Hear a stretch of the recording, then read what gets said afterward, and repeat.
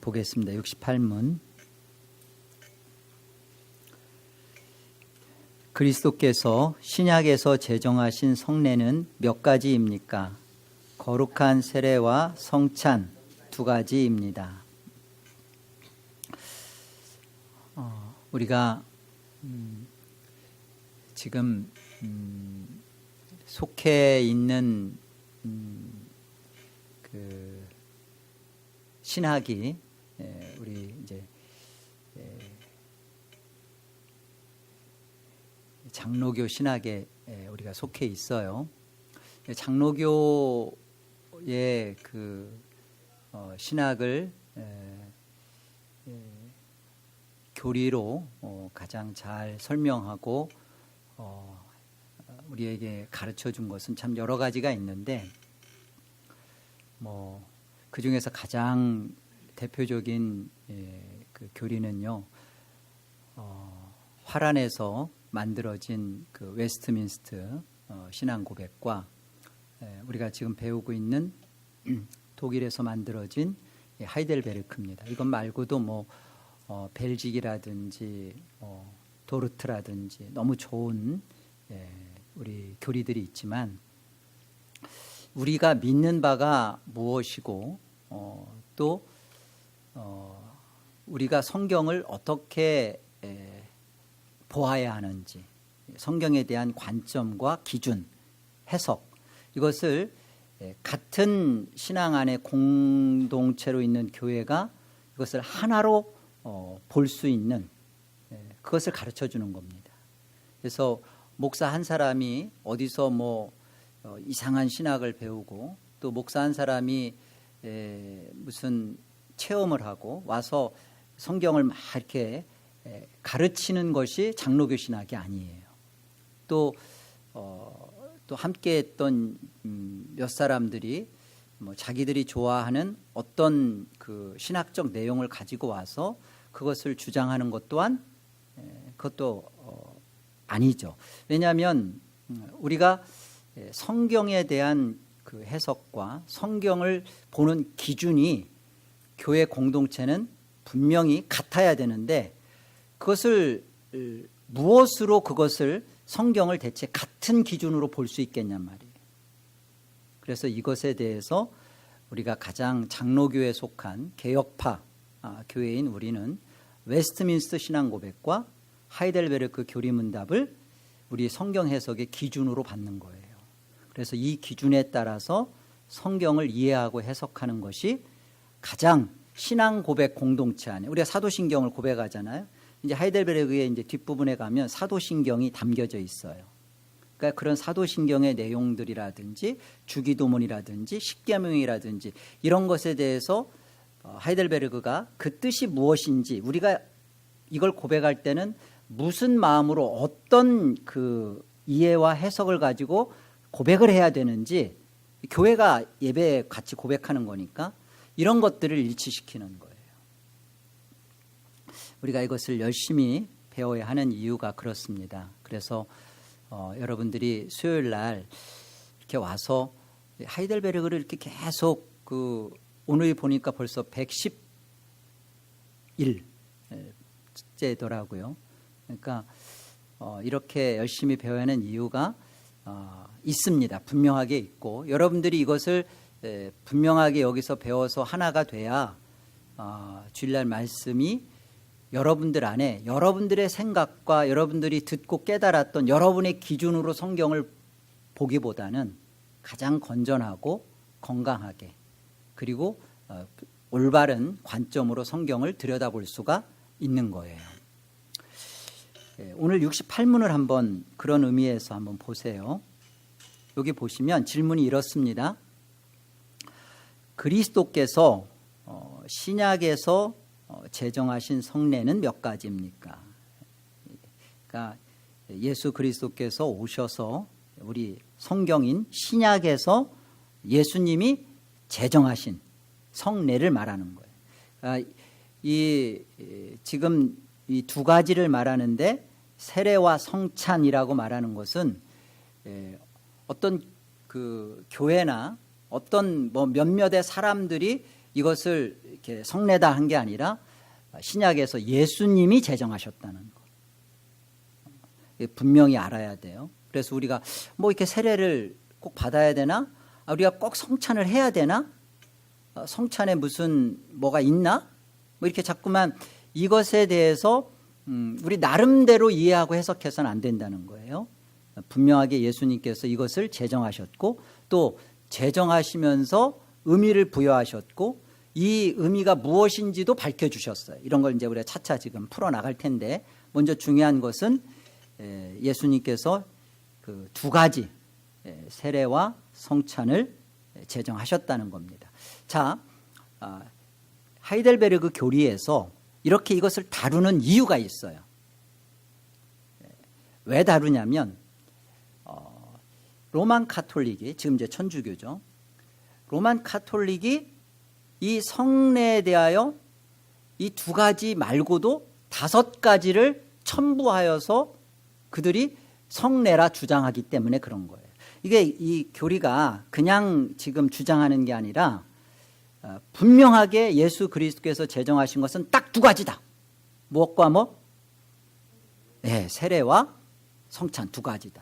그런데 지금 카톨릭은 이 세례와 성찬에다가 5가지를 첨부했다는 거예요. 뭐 우리가 알고 있는 고해성사가 여기에 들어가고요. 또 결혼할 때 뭐 이제 혼배 또는 혼인성사, 그리고 뭐 사제들, 신부들, 부사제 이렇게 서품 받을 때 하는 신품성사. 그리고 이제 그 카톨릭은 우리 기독교와 다르게 중생과 성령 세례를 다르게 봅니다. 그래서 중생은 받고 성령 세례를 주는 것으로 그걸 견진성사라고 해요. 견진례라고 하죠. 이게 다르게 보는 거예요. 좀 이따 제가 좀 더 설명할게요. 견진성사, 그리고 죽을 때 이제 하는 그 종부성사, 이 5가지를 뭐라고 말하는 거예요? 카톨릭은 성례라고 말하는 거예요. 그런데 예수님께서는 신약에서 무엇만? 세례와 성찬만. 나머지 5가지는 뭐예요? 아닌 거예요. 그런데 아닌데 지금 천주교는 이걸 하고 있죠. 왜 하고 있냐는 게 중요해요. 이걸 왜 하고 있을까? 성경에도 없는 이 5가지를 지금 천주교는 왜 하고 있을까? 뭐가 좋으니까 하는 거 아닐까요? 여기에는 이제 이 5가지 세례와 성찬 말고도 고해성사, 뭐 견진성사, 뭐 종부성사, 이렇게 하는 이 5가지가, 이 성례가, 그들이 말하는 이 성례가 은혜를 주는 것이냐 은혜를 깨닫게 하는 것이냐에 대한 그 차이 때문에 그래요. 천주교가 지금 이 5가지를 덧붙여서 성례라고 말하는 이유는 요 나머지 5가지가 은혜를 주입시킨다라고 가르치기 때문에 그렇습니다. 은혜를 준다는 거예요.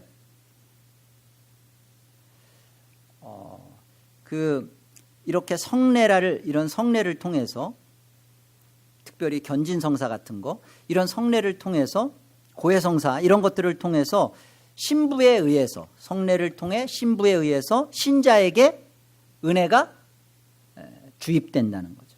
우리가 기름 떨어지면 주유소에서 가스를 갖다 이렇게 주유하듯이 은혜가 떨어지면 이렇게 견진성사를 한다거나 고해성사를 한다거나 이렇게 하면 어떻게 한다는 거예요?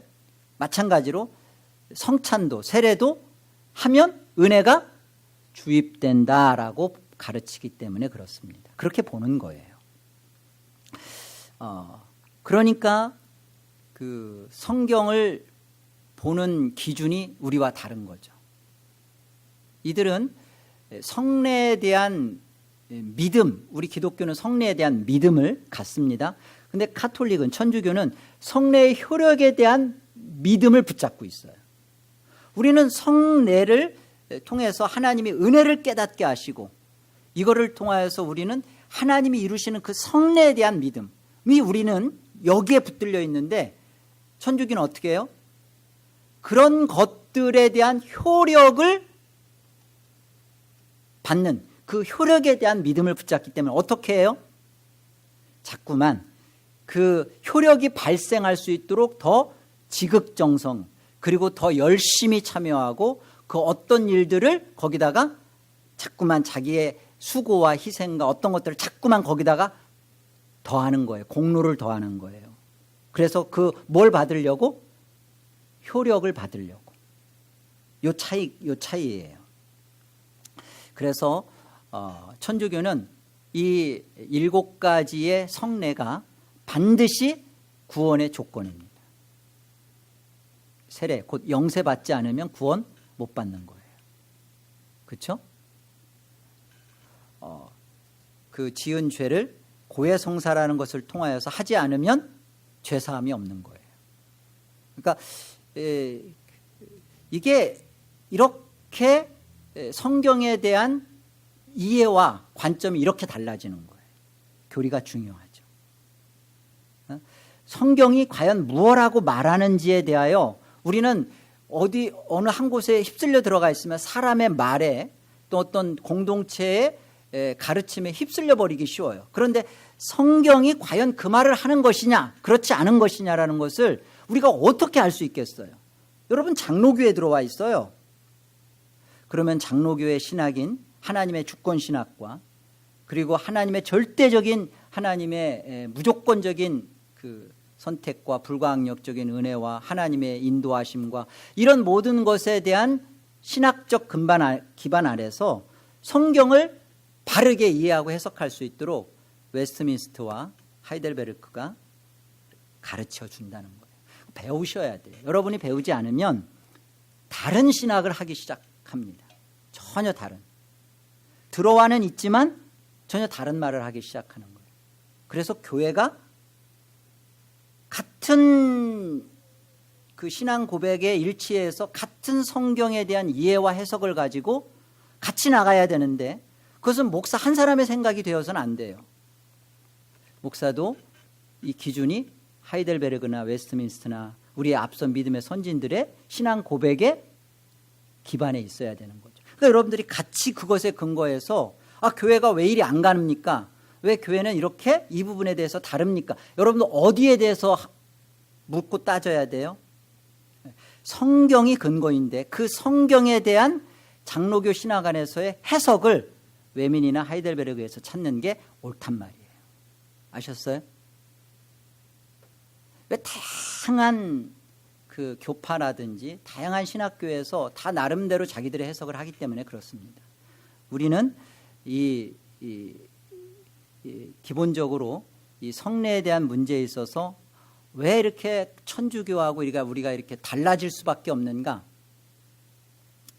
이런 문제에 있어서도 우리가 이렇게 정말 성경에 대한 해석과 기준이라는 것을 얼마든지 교파마다 다르게 할 수 있구나. 그러나 분명한 것은 우리는 우리의 기준을 분명히 지금 제시받고 있는 거예요. 여기로 같이 가야 우리가 속한 우리의 교회의 참모습을 찾아가는 것입니다. 카톨릭 교리 안에서는요, 중생과 성령 세례가 이렇게 달라요. 우리 기독교는 우리 개혁파 우리가 속한 우리가 믿는 믿음은 중생 이꼴 성령 세례예요. 여러분이 중생을 거듭남을 그 하나님 앞에서 그런 은혜를 입었을 때 우리 안에 성령 세례가 베풀어진 것인데 이제 문제는 내가 거듭났지만 거듭난 자답게 살지 못하는 것 같으니까 그 다음에 이제 성령 세례를 받아야 된다. 이게 기독교 안에서도 그런 파가 있어요. 오순절파가 그렇습니다. 그런데 이런 파의 모습으로 천주교도 그렇게 그대로 가리킨, 그리고 그것을 실제로 성령 세례를 하는 것이 그게 견진례란 말이에요. 아시겠어요? 그러니까 이 바른 개혁주의 장로교 신학 안에 들어와서도 자꾸만 중생 이후에 어떤 무엇인가를 해야 되는 그런 거잖아요. 알파코스라든지 드레스디아제라든지 이런 것들을 해서 뭔가 좀 성령 체험을 하고 뭔가 뜨거운 것이 있고 뭐 그렇게 해야 마치 내가 중생 이후에 하나님 앞에 거룩한 자로 살 수 있는 것처럼, 그게 견진이라고요. 그런 거 없습니다. 은혜가 그렇게 주입되고 은혜가 그렇게 부여지는 거 아니에요. 그러니까 예수님께서 신약에서 제정하신 성례 단 두 가지란 말이에요. 세례와 성찬. 이것은 은혜를 주입하고 부여하는 게 아니라 하나님이 우리에게 베풀어 주신 은혜를 깨닫게 해주시는 거예요. 우리가 누구인지. 우리가 중생한 자로서 우리가 성찬에 참여했을 때, 내 중생이 하나님 앞에 어떤 거듭남이고 어떤 심령의 새로움이고 성령의 새 원리가 들어왔고 내 안에 굳은 마음이 부드러운 마음으로 되었는지에 대하여 이것을 깨닫게 되는 것이죠. 다른 무엇을 또 해야만 되는 게 아니란 말이에요. 보면 굉장히 천주교가 갖고 있는 이런 5가지의 이런 성례들은요, 굉장히 다 미신적이에요. 신부가 엑소시즘 할 때 성수를 뿌리죠. 사실 그 성수 소금 탄 물이거든요. 뿌리고, 그리고 또 뭐예요? 또 이렇게 어디 갔다 와가지고서 성수라고 해서 막 이렇게 뿌려준다면서요. 굉장히 다 귀신 쫓는 데 쓰고 사람한테 이렇게 뿌려서 병 고쳐주고 이렇게 피부 깨끗하게 해주고 복 주고 다 미신적이란 말입니다. 이 미신의 출처가 이제 천주교의 신학적 백그라운드는 토마스 아퀴나스의 신학 대전이라든지 굉장히 이성주의가 천주교의 백그라운드예요. 이런 백그라운드 속에서 이런 미신적인 출처가 나오게 된 신학의 백그라운드를 주었던 철학이 뭐냐면, 철학이 신학의 신여라고 하잖아요. 토마스 아퀴나스의 그런 이성주의 신학을 백그라운드 해주고서 그런 신학이 나오게끔 했던 철학이 아리스토텔레스주의예요. 아리스토텔레스주의도 사실은 이성주의인데요. 이성주의예요. 이성 철학이니까 그대로 토마스 아퀴나스의 이성주의를 이렇게 올린 거죠. 그러니까 아리스토텔레스의 무엇 때문에 과연 천주교가 이렇게 미신적이 됐느냐? 아리스토텔레스주의는요, 4가지 원인을 얘기합니다. 영향을 끼치는 4가지 원인, 진료인, 형상인, 작업인, 목적인. 중요한 것은 진료인과 형상인의 문제만 제가 설명할게요. 무슨 말이냐면, 진료인이라는 것은 재료를 말하는 거예요. 재료. 그 다음에 형상인이라는 것은 형태를 말하는 겁니다. 예를 들자면 이런 거예요. 나무는 재료죠. 그잖아요.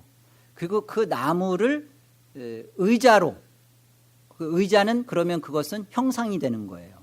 그러니까 나무를 가지고 의자를 만들면 그 다음에는 반드시 현실화되는 기능이 발생한다. 누군가 와서 그 의자에 앉는다, 이거예요. 굉장히 합리적이죠. 그리고 이게 왜 천주교의 영향을 그대로 이들이 받았냐면 이런 거예요. 자, 물로 세례를 받아요. 세례 받았어. 그 다음에 빵과 포도주, 그죠? 그래서 천주교에서 화채설을 주장하는 이유가 그거예요. 이 빵과 포도주가 예수님의 몸과 살로 바뀐다, 그렇게 가르치잖아요. 그래서 이 빵과 포도주라는 재료가 예수님의 살과 피로 되는 피로 만나면 자동적으로 뭐가 발생하는 거예요? 은혜가 발생하는 거예요. 그러니까 문제는 지금 이 철학에 근거하여서 뭘 만드는 거예요? 예수님의 살과 피를, 그러니까 빵과 포도주를, 그것을 예수님의 살과 피로만 설명해 버리면 되는 거잖아요. 그러면 그 다음은 실제로 예수 그리스도의 살과 피의 효력과 은혜가 그대로 주어지는, 이게 아리스토텔레스주의의 철학을 그대로 신학화시킨 거란 말이에요. 이해하신다? 이제 IQ, 이제 이번 당회에서 그런 얘기 할 거예요. IQ 이렇게 따져서 얼마 IQ가 어떻게 되십니까 묻고 등록도 고려할 생각이에요. 문제는 보다 더 심각한 문제는 이거예요. 이제 이런 그 아리스토텔레스주의의 그런 철학을 종교 신앙으로 가지고 온 게 문제인데, 보다 더 심각한 문제는 뭐냐면, 천주교가 갖고 있는 심각한 문제는 빵과 포도주가 예수님의 살과 피로 바뀌는 것, 그리고 그것에 참여했을 때 어떤 느낌이 너에게 주어지는 것, 마치 견진성사 할 때도 마찬가지예요. 이것을 할 때 너에게 어떤 느낌이 있고 없고, 느낌이 중요하다고 말하지 않아요. 중요한 것은 네가 세례를 받았다, 빵과 포도주를 먹었다는 그 사실만 중요하다고 가르칩니다. 왜요? 이 예수님의 그 살과 피를 실제로 느낌과는 상관없이 네가 먹은 거니까 그것이 그대로 효력 발생할 거라고 가르치기 때문에 그래요. 이 카톨릭이 얼마나 거짓된 교리를 가르치고 거짓된 믿음 가운데 그 종교 행위를, 모든 것을 다 이렇게 미신화시키고 있는지를 우리가 봐야 되는 겁니다. 우리와 굉장히 비슷하고 하나님이란 이름을 부르고, 그러니까 굉장히 근접한 것 같고 하나인 것 같지만 가장 멀리 떨어져 있는,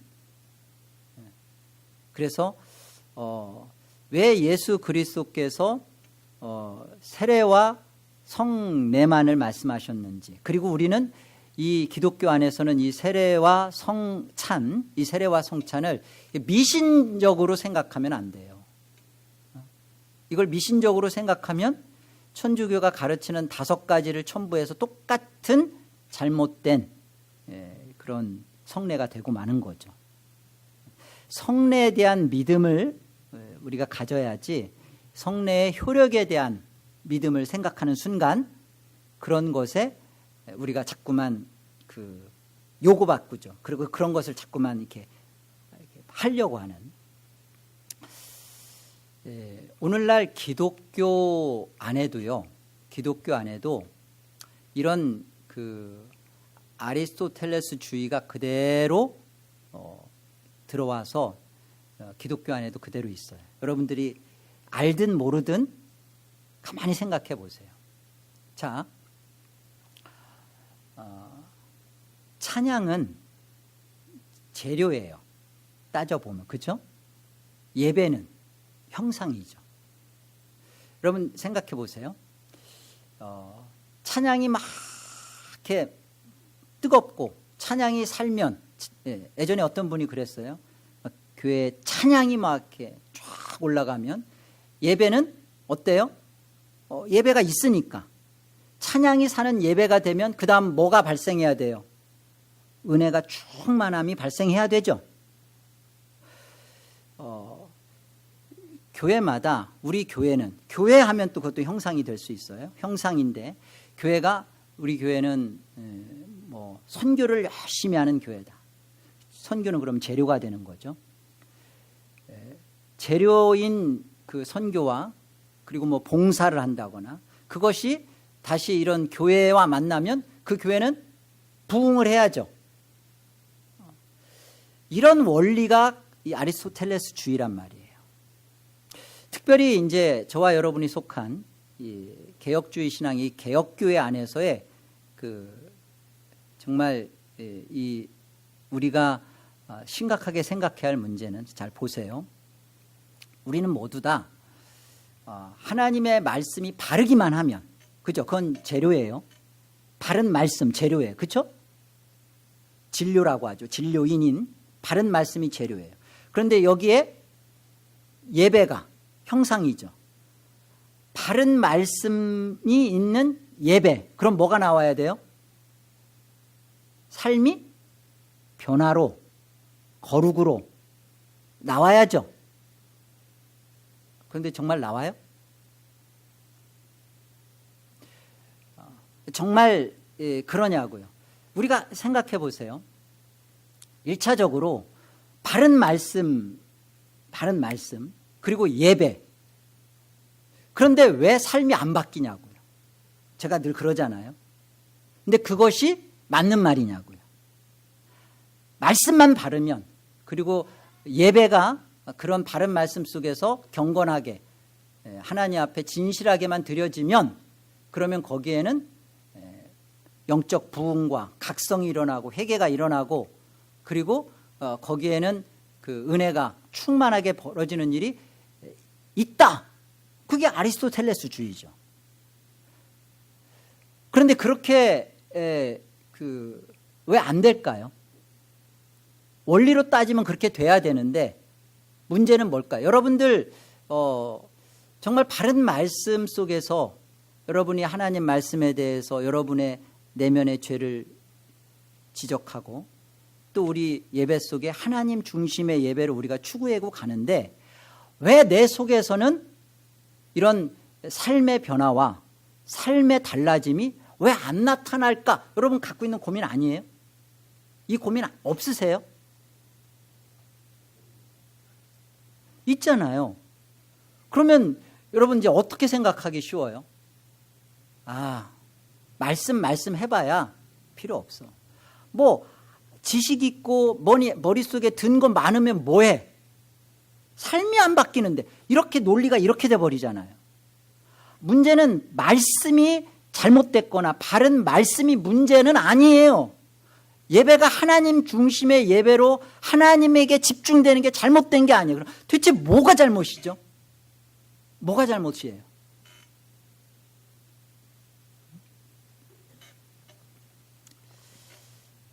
우리가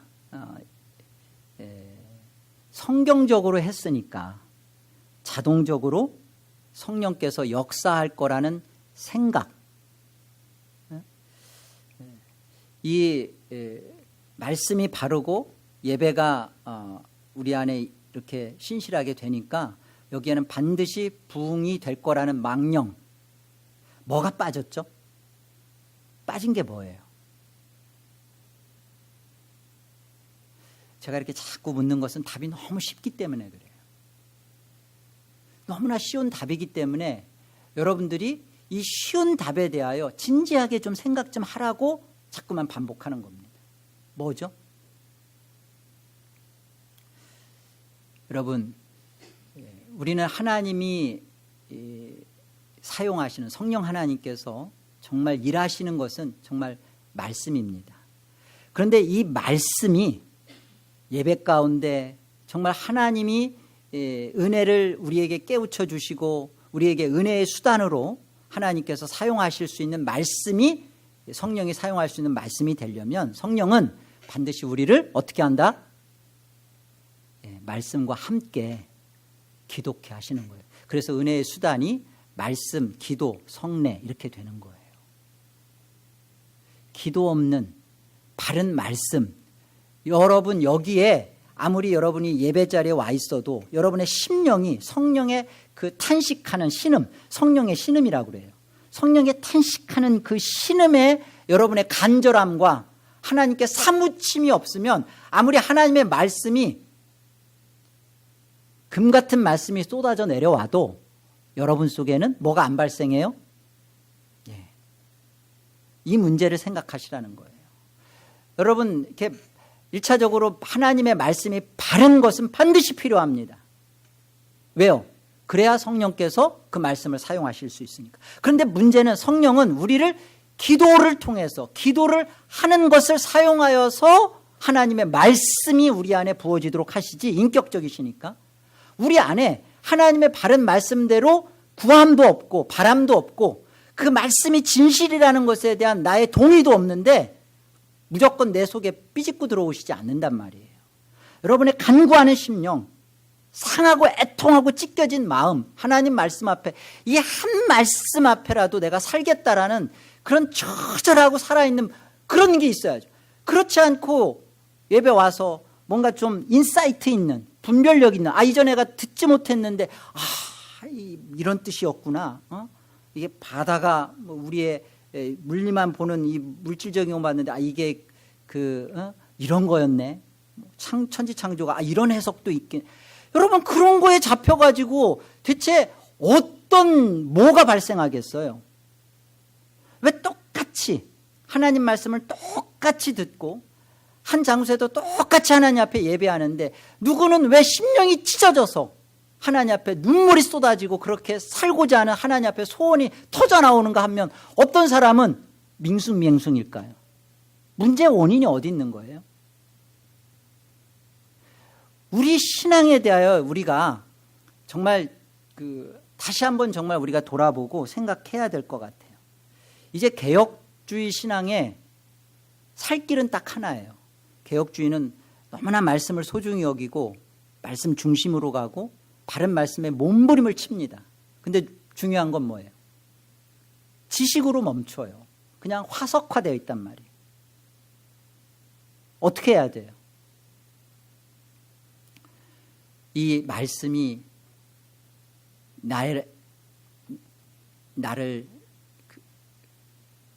하나님 앞에 끌어낼 수 있도록, 하나님 앞에 살지 않고는 견딜 수 없도록 내 심령을 성령께 맡기고 성령에게 의탁하여, 성령이 말할 수 없는 신음의 기도라고 하죠. 이루 말할 수 없는 성령의 탄식하는 기도 속에 저와 여러분이 함께 해야 됩니다. 이게 개혁주의의 살 길이에요. 여러분, 기도하지 않고 여러분의 말씀이 여러분을 이끌어갈 수 없어요. 그런데도 말씀만, 여러분이 자꾸만 좋은 말씀, 깊이 있는 말씀, 오케이. 여러분은요, 심각한 문둥이 되는 거예요. 고쳐지질 않아요. 암덩어리가 내 안에서 수술해서 제거돼야 되는 이런 시술을 받아야 되는데 계속 항생제 이런 양투여만 해서 점점 내 안에서 그거에 대해서만 더 강해져 가지고, 왜 어지간한 약은, 항생제는 받지도 않아. 이제는 하도 약을 먹어가지고. 심각한 문제죠. 우리가 이제 기도해야 된다는 까지는 왔어요. 그렇다면 우리가 어떤 기도를 해야 되는가? 대체 어떤 기도가 성령이 말할 수 없는 탄식의 기도인가? 대체 기도 어떻게 해야 되는 것인가? 한번 봅시다. 에베소서 1장. 사도 바울이 우리에게 성령께서 탄식하는 기도의 좋은 모범을 보여주셨어요. 에베소서 1장 15절 봅시다. 우리 15절부터 19절까지 같이 한번 합독하죠. 자, 같이 한번 19절까지 읽겠습니다. 함께요. 이로 말미암아 주 예수 안에서 너희 믿음과 모든 성도를 향한 사랑을 나도 듣고 내가 기도할 때 기억하며 너희로 말미암아 감사하기를 그치지 아니하고 우리 주 예수 그리스도의 하나님 영광의 아버지께서 지혜와 계시의 영을 너희에게 주사 하나님을 알게 하시고 너희 마음의 눈을 밝히사 그의 부르심의 소망이 무엇이며 성도 안에서 그 기업의 영광의 풍성함이 무엇이며 그의 힘의 위력으로 역사하심을 따라 믿는 우리에게 베푸신 능력의 지극히 크심이 어떠한 것을 너희로 알게 하시기를 구하노라. 여러분, 여기 이 바울의 기도 속에 우리의 간절한 바람이 같이 있어야 돼요. 이게 정말 우리가 하나님 앞에 간구하여 하나님 앞에 나아가야 할 기도의 제목들입니다. 다시 한번 보세요. 여기 17절 보세요. 여러분이 지금 제가 다시 한번 읽겠는데 이런 기도를 내가 이게 정말 우리가 하지 않는 기도인데 이 기도를 로마서 8장에 성령께서 하신대요. 이 기도를 하신대요. 그렇다면 우리는 이 기도의 내용이 우리에게 필요한 거 아니에요? 우리가 이 기도를 할 때 성령께서 이 기도 속에 있는 우리를 끌어서 하나님 말씀을 팍 만나게 해서 우리로 은혜가 하나님 앞에서 깨닫고 은혜 가운데 살도록 그렇게 하신단 말이에요. 이 기도의 내용을 보시란 말이에요. 자, 17절 보세요. 우리 주 예수 그리스도의 하나님 영광의 아버지께서 이제 우리가 이렇게 기도해야 돼요. 아버지 지혜와 계시의 영을 저에게 주사 하나님을 알게 해주세요. 이렇게 해야 된다는 거예요. 하나님 지혜와 계시의 영을 제게 주셔서 하나님을 정말 알 수 있도록 해주십시오. 그럴 때 이 기도를 가지고 여러분이 기도할 때 예배 중에 하나님께서 지혜와 계시 말씀이잖아요. 그 말씀을 깨닫는 영 여러분에게 주셔서 어떻게 해요? 하나님을 알게 하신단 말이죠. 이게 만나는 거죠. 아멘입니까? 18절 너희 마음의 눈을 밝히사. 우리가 보고 있는 눈은 육신의 눈이에요. 그런데 우리 마음에 정말 내가 참으로 보아야 할 것, 내 실존, 내 존재, 내 진짜 참 내 인생의 내 참모습. 여러분 보는 것만 보이는 것만 보는 건 육신의 눈이에요. 근데 보이지 않는 것을 보는 게 믿음이잖아요. 그러면 그걸 어떻게 봐요? 내 마음의 눈이 떠져야 될 거 아니에요. 그래서 기도할 때 이렇게 해야 되는 거예요. 하나님 제 마음의 눈을 떼어주세요. 내 마음의 눈을 열어주세요. 여러분 왜 말씀이 내 안에 뿌리를 못 내리고 왜 내가 하나님 말씀대로 왜 못 살까요? 여러분 그 말씀에 대하여 영적으로 그 말씀을 볼 수가 없기 때문에 그래요. 인간적인 생각으로만 다 보기 때문에 그래요. 하나님 말씀이 우리에게 있어서 정말 영원한 것을 우리에게 약속하고 있고 영원한 인생을 우리에게 끌고 가고 있고 가장 최고의 가치와 최고의 것을 지금 우리 삶 속에 주고 있다는 것을 보는 순간 세상을 정말 놓을 수 있거든요. 근데 못 놔요. 아무리 놓으라고 해도 너희는 먼저 그의 나라와 그의 일을 구하라. 그래야면 먼저 하나님 나라 모든 것 그러면 이 모든 것을 더하신다라는 말에 대하여 한 번도 신앙생활하면서 경험을 못해요. 여러분 누가 하나님 앞에 물질 생활 할 수 있죠? 여러분 이 물질 생활은요 내 마음의 눈을 뜬 자만이 할 수 있어요. 자신의 마음의 눈이 떠지지 않은 사람은 내 육신의 눈에 갇혀서 그것만 딱 계산합니다. 그러니까 절대적으로 하나님의 말씀에 대한 자신의 삶을 경험 못해요. 왜요? 보이는 것만 믿으니까. 이 돈 나가면 난 죽을 것 같으니까. 보이는 것이 다예요. 그 사람은 보이는 것만 추구하고 살다가 죽었을 때 정말 이 자신의 모든 것이 얼마나 헛된 것에 사로잡혀 살았는지 그때 알 거예요. 마음의 눈을 띄워달라고 기도하라고 그러죠. 뿐만 아니라 보세요. 그래서 하나님의 부르심의 소망이 무엇이며 성도 안에서 하나님 나라의 그 기업의 영광의 풍성함이 무엇이며 이걸 좀 하나님 내게 이것 좀 보여주세요 라고 기도하라는 거예요. 다른 거가 아니라. 여러분 왜 기도 제목이요? 개혁주의 신앙 안에 들어와서 기도할 게 없대. 제가 그 소리 너무 많이 들어요. 기도할 게 없습니까? 이거 하나만 붙잡고 여러분이 하나님 앞에 1시간, 4시간을 기도할 수도 있어요. 하나님, 제가 하나님 나라의 그 기업의 풍성의 영광을 보기 원합니다. 보여주세요. 제 부르심의 소망을 하나님 보여주세요. 간절하게 그것을 구하라. 이게 기도, 이 성경이 우리에게 하라는 그죠? 기도란 말이에요. 개혁주의 말씀, 바른 말씀 추구하는 사람들이 이 기도 안 하기 때문에 다 죽는 거라니까. 다 시체 신앙을 하고 있다니까요. 그의 힘의 위력으로 하나님의 힘의 위력으로 역사하심을 따라 믿는 우리에게 베푸신 능력의 지극히 크심이 어떠한 것을 알게 해 주십시오. 하나님께서 내 인생 속에 왜 나를 이런 인생으로 하나님 이끌어 오셨는지 여기에는 하나님의 강력한 다이나마이틱한 그런 위력이 있음을 그 위력의 사실이었음을 그 베푸신 능력을 제가 참으로 만나게 해 주십시오. 알게 해 주십시오. 이 사실만 알면 지금까지 에베네셀 하신 하나님의 은혜와 능력을 알기 때문에 내일과 앞으로의 삶에 대해서도 어떻게 해요? 하나님 앞에 신탁할 수 있죠. 전탁할 수 있죠. 그런 사람만이 하나님의 말씀이 떨어지면 그 말씀이 내 자신에게 뿌리를 내리고 그 말씀이 나를 잡아먹을 수가 있는 거예요. 이게 없으니까, 기도가 없고 이게 없으니까 안 되는 거죠. 없는 거죠. 아무리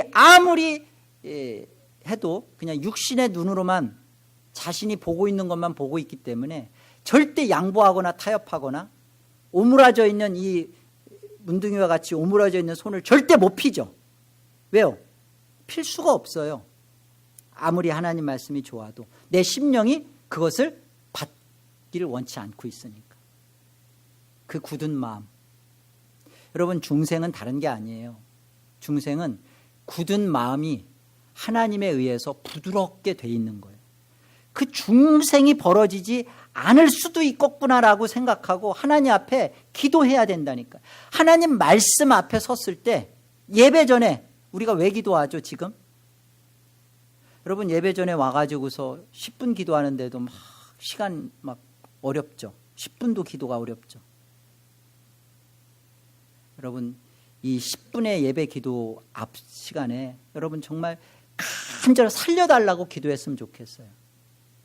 좀 소리내서 집중하여 여러분의 목소리가 들릴 수 있도록 하나님 앞에 하나님, 오늘 하나님의 말씀에 대하여 내가 이 하나님의 부르심의 소망, 내 마음의 눈이 떠질 수 있도록 하나님의 위력에 베푸신 능력의 크심이 그 어떠함이 어떤지를 좀 만나게 좀 해달라고. 내가 오늘 말씀을 통하여 이 예배를 통하여 하나님의 말씀이 만나져야만 내가 살겠다고 성령이 하시는 기도가 그 기도예요. 내가 그 성령의 기도에 신음에 하나가 될 때 우리 안에 어떤 일이 벌어질까요? 예배 중에 말씀을 통해 회개가 벌어지는 거예요. 회심이 일어나는 거죠. 3장 14절을 가보세요. 바울이 또 이렇게 기도를 합니다. 우리 14절부터 19절까지도 이것도 우리가 정말 배우고 우리가 가져야 할 기도예요. 자, 14절로부터 우리 19절 또 같이 읽습니다. 함께요. 이러므로 내가 하늘과 땅에 있는 각 족속에게 이름을 주신 아버지 앞에 무릎을 꿇고 비노니 그의 영광의 풍성함을 따라 그의 성령으로 말미암아 너희 속사람을 능력으로 강건하게 하시오며 믿음으로 말미암아 그리스도께서 너희 마음에 계시게 하시옵고 너희가 사랑 가운데서 뿌리가 박히고 터가 굳어져서 능히 모든 성도와 함께 지식에 넘치는 그리스도의 사랑을 알고 그 너비와 길이와 높이와 깊이가 어떠함을 깨달아 하나님의 모든 충만하신 것으로 너희에게 충만하게 하시기를 구하노라. 이것을 하나님 앞에 간구하란 말이에요. 하나님의 그 영광의 풍성함을, 그것을 제 안에 흘러 넘치게 해서 그 하나님의 성령으로 말미암아 제 속사람이 능력으로 강건하게 해주옵소서. 조그만 사실 하나에도 그냥 넘어지고 조그만 말 한마디에도 그냥 상처받고 부부간의 대화에서도 그냥 성도들과 만났을 때 어떤 때는 제가 너무너무 조심스러울 때가 있어요. 말 한마디도 생각을 정말 많이 하고 말을 해줘야 돼. 왜? 말 한마디에도 어떻게 이겨내지를 못해.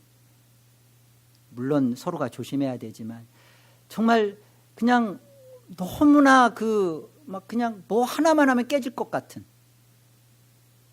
속사람이 능력으로 강건하게 돼서 좀 단단한 식물도 하나님 말씀대로 이렇게 살지 않으면 당신의 영혼은 정말 파리하게 썩어져 갑니다.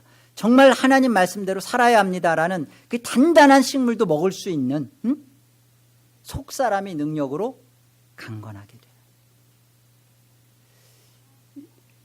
이런 기도 속에 하나님 말씀으로 우리를 자유롭게 성령께서 사용할 수 있는 거예요. 성령은 우리를 사로잡아서 이쪽에도 갖다 놓고 저쪽에도 갖다 놓고 하나님 영광을 위해서 이쪽에도 저쪽에도 막 하나님의 마음껏 굴리고 싶은데 뭘 조금만 하면 뒤로 나자빠지고 뭘 어떻게 해보려면 자기 거 유익 챙기고 하나님 영광과 하나님 나라를 위하여서 무엇인가를 하나님 성령께서 사용도 못하겠어요. 성령이 말씀을 가지고 그렇게 인생을 탁 왜? 전혀 그럴 준비가 안 되는 거예요. 하나님을 안다고 하고 하나님 나라를 받았다고 하고 하나님 나라를 위하여 내 인생의 영혼의 소중함을 만났다고 하는데 전혀 아니야. 전혀. 생각해 보세요. 이런 우리 자신에 대하여 진솔하게 뭘 기도해야 되겠어요? 하나님, 지금 비즈니스가, 그리고 제 건강이, 그리고 자녀가, 여러분, 내 하나님 앞에서 하나님, 제 속사람이 능력으로 강건해지고, 그럼 어떻게 달라지는 아세요? 비즈니스 망해도 하나님의 전적인 뜻이 있음을 기뻐하고 감사할 수 있고요. 자녀가 내가 원하는 대학에 가지 못해도, 또 자녀가 내가 원하는 그런 사람으로 자라지 못해도, 여기에는 하나님이 이 자녀를 특별히 사랑하셔서 다루시고 있는 하나님의 손길을 보기 시작하는 거예요. 그게 속사람이 능력으로 강건해져 있는 거예요.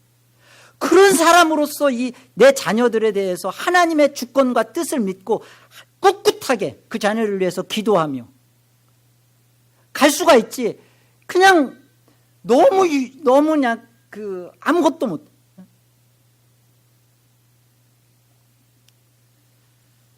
보세요. 믿음으로 말미암아 그리스도께서 너희 마음에 계시게 하시옵고 너희가 사랑 가운데서 뿌리가 박히고 터가 굳어져서 모든 성도와 함께 지식에 넘치는 그리스도의 사랑을 알아.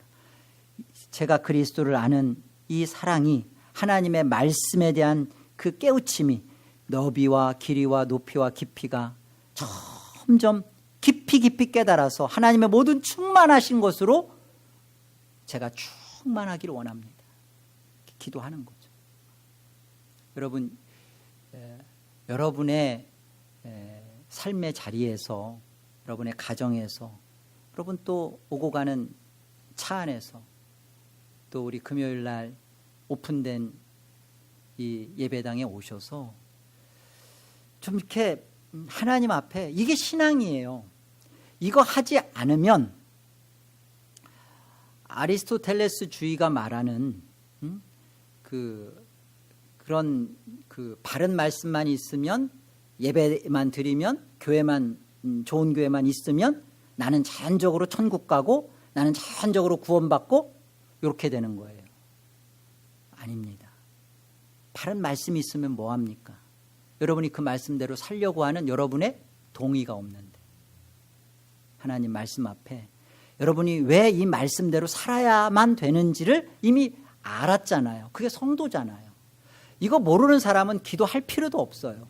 그러나 이걸 안 사람은, 우리는 이 하나님의 말씀만이 살 길이기 때문에 그 말씀이 내 안에 역사하도록 성령은 뭘 원하는 거예요? 뭘 기다리는 거예요? 우리가 성령의 이루 말할 수 없는 신음의 기도를 끙끙 앓으면서, 여러분 어려워도 10분 아니 30분을 그냥 끙끙 앓으면서 자리에 앉아 계세요. 끙끙 기도 힘들어요. 그러나 그 시간에 하나님 앞에 이런 기도 제목을 구하면서 하나님 앞에 끙끙 앓으면서 기도해야 어떤 일이 벌어지죠? 성령께서 여러분에게 기경된 여러분의 마음 밭속에 말씀의 씨앗을 떨구시고 그것에 물을 부어주시고 자라게 하신단 말입니다. 미신적으로 가면 안 돼요. 세례와 성찬이라는 것을 미신적으로, 우리의 또 기독교 신앙을 미신적으로 해서는 안 돼요.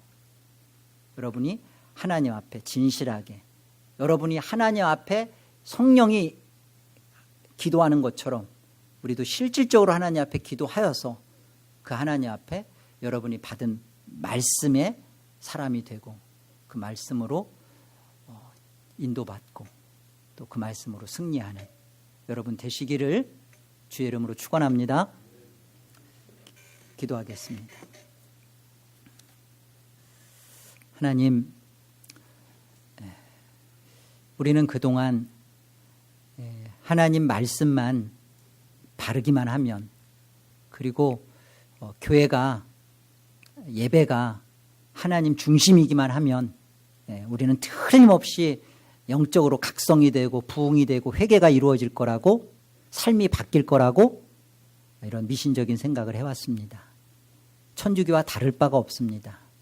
이 속에 우리는 내가 성령께서 이루 말할 수 없는 이 신음의 기도를 통하여서 정말 이 말씀을 받고자 하는, 그리고 이 말씀대로 정말 살고자 하는, 이 말씀대로 살고려는 이 기쁨이 내 안에 정말 하나님 앞에 드려지는 이런 기도의 투쟁, 기도의 수고, 기도의 노동 하지 않았던 것을 회개합니다. 하나님, 정말로 예수 그리스도께서 제정하신 이 세례와 성찬의 의미가 미신적으로 흐르지 않도록 하나님, 이 은혜를 깨닫도록 하나님 앞에서 무릎 꿇어 기도하며 간구하여 하나님 말씀이 우리를 사로잡게 하시고 말씀이 우리를 끌어갈 수 있는 인생이 우리 모두가 되게 하여 주시옵소서. 그래서 정말 하나님 나라를 갖고 지금 여기에서 하나님의 사람의 존재로서 살아가는 이 천국의 실상을 경험하게 하여 주시고 하나님의 영광을 높여드리는 우리 모두가 다 되게 하여 주옵소서. 예수의 이름으로 기도하옵나이다. 아멘.